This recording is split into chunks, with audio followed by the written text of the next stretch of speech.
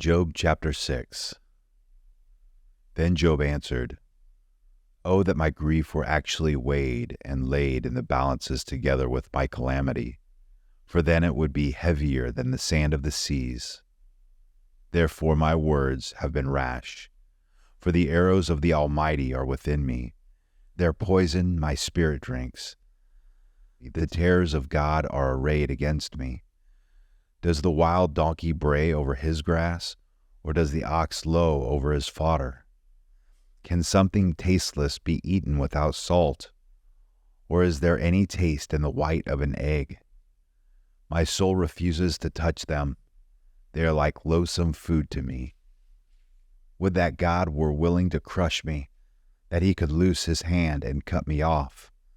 But it is still my consolation, and I rejoice in unsparing pain, that I have not denied the words of the Holy One. What is my strength that I should wait? And what is my end that I should endure? Is my strength the strength of stones, or is my flesh bronze? Is it not that my help is within me, and that deliverance is driven from me? For the despairing man there should be kindness from his friend, so that he does not forsake the fear of the Almighty.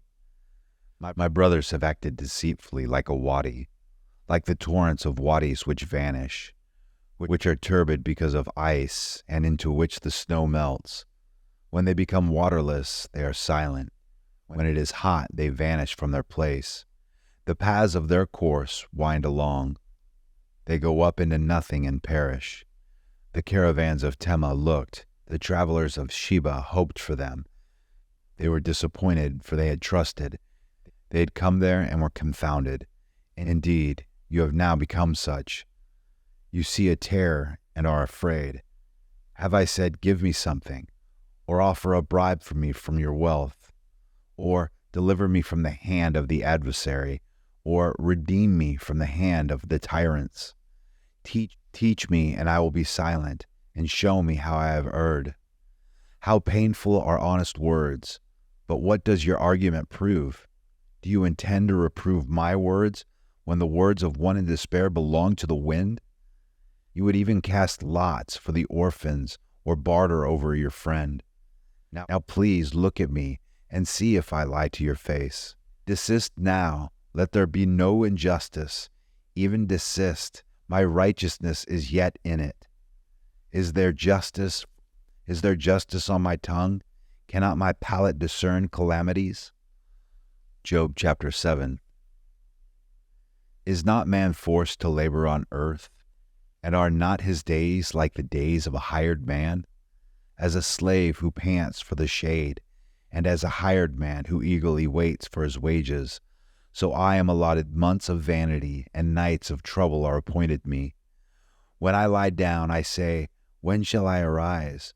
But the night continues, and I am continually tossing until dawn. My flesh is clothed with worms and a crust of dirt. My skin hardens and runs. My days are swifter than a weaver's shuttle, and come to an end without hope. Remember that my life is but breath. My eye will not again see good. The eye of him who sees me will behold me no longer. Your eyes will be on me, but I will not be. When a cloud vanishes, it is gone. So he who goes down to Sheol does not come up. He will not return again to his house, nor will his place know him any more. Therefore I will restrain my mouth. I will speak in the anguish of my spirit. I will complain in the bitterness of my soul. Am I the sea or the sea monster that you set a guard over me?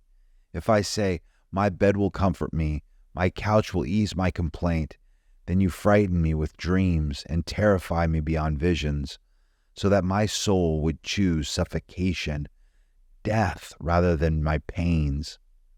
I waste away. I will not live forever. Leave me alone, for my days are but a breath.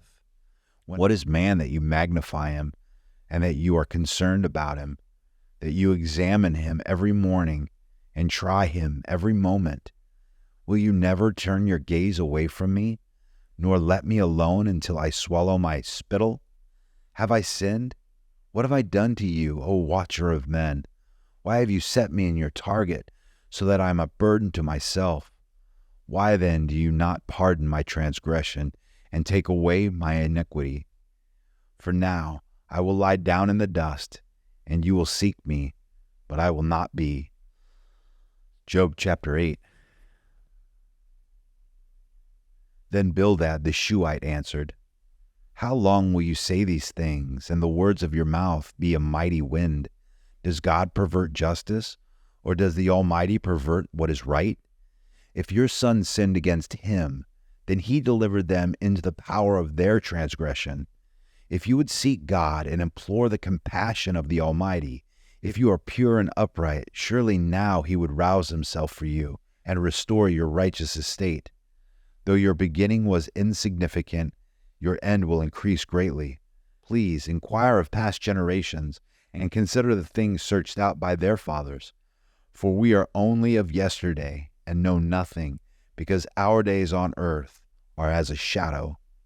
Will they not teach you and tell you and bring forth words from their minds? Can the papyrus grow up without a marsh? Can the rushes grow without water? While it is still green and not cut down, yet it withers before any other plant. So are the paths of all who forget God, and the hope of the godless will perish, whose confidence is fragile, and whose trust a spider's web. He trusts in his house, but it does not stand. He holds fast to it, but it does not endure. He thrives before the sun, and his shoots spread out over his garden. His roots wrap around a rock pile. He grasps a house of stones. If he is removed from his place, then it will deny him, saying, I never saw you. Behold, this is the joy of his way, and out of the dust others will spring. Lo, God will not reject a man of integrity, nor will he support evildoers. He will yet fill your mouth with laughter and your lips with shouting. For those who hate you will be clothed with shame, and the tent of the wicked will be no longer. Job chapter 9. Then Job answered, In truth, I know this to be so, but how can a man be in the right before God? If one wished to dispute with him, he could not answer him once in 1,000 times. Wise in heart and mighty in strength, who has defied him without harm? It is God who removes the mountains. They know not how. When he overturns them in his anger, who shakes the earth out of its place, and its pillars tremble, who commands the sun not to shine, who sets a seal upon the stars, who alone stretches out the heavens and tramples down the waves of the sea, who makes the Bear, Orion, and the Pleiades, and the chamber of the south, who does great things, unfathomable, and wondrous works without number. Were he to pass by me, I would not see him. Were he to move past me, I would not perceive him. Were he to snatch away, who could restrain him? Who could say to him, What are you doing? God will not turn back his anger. Beneath him crouch the helpers of Rahab. How then can I answer him and choose my words before him? For though I were right, I could not answer. I would have to implore the mercy of my judge. If I called and he answered me, I could not believe that he was listening to my voice.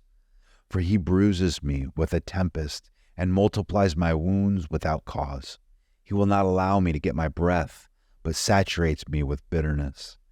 If it is a matter of power, behold, he is the strong one.